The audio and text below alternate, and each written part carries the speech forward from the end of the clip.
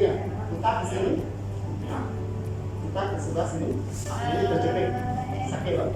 Cuba tengok tangan, tangan naik. Ini di sisi. Sebelah sini. Hilang.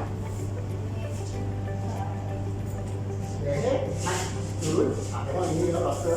Ini dan ini ya leher terjepit. Oi. Yes. Oi.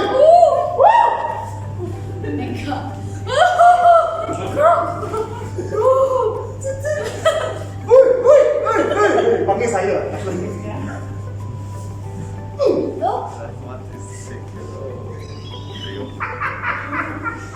Tadi kali lancar. Okey, siap, selesai. Sekarang juga ibu, sekarang sebelah kiri.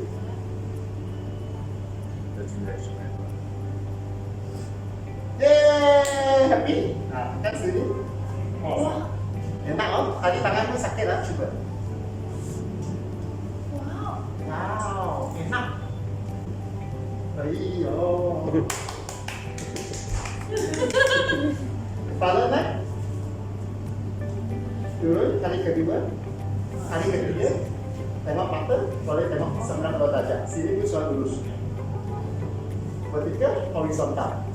Lepas tu putar sebelah sini. Putar sebelah sini. Kepala ke sini. Ke sini. Woi, woi. Marah saya. Tapi tengok muka awak, mata bang. Sekarang surat enak. Rasa berlainan loh. Darah boleh mengalir. Sekarang surat rasa berlainan. Sekarang aku sisihkan lagi pincang dia. Telinga, sakit kepala. Sebelah sini.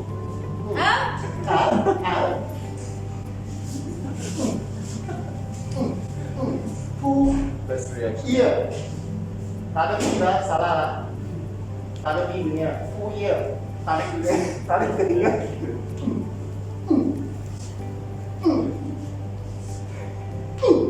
Oh. Iya. A, I. Mengajar saya bahasa Jepun. A, I, O, E, O. 𝐂𝐽𝐫𝐞𝐜.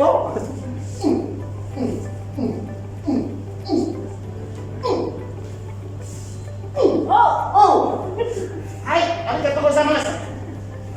Saksi suseso. Sebelah sini ya. Ibu Kalimantan ya.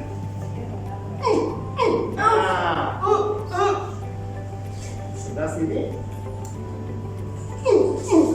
Mantap. Dua tangan ke belakang, kita akan cari.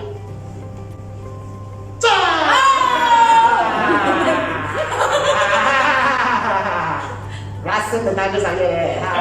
Okey, kami sakit pinggang kan? Okey. Oh sini. Okey, saya ni tangan tarik pinggang masuk sini keluar. Lepas tembus, ini dia. Ingat?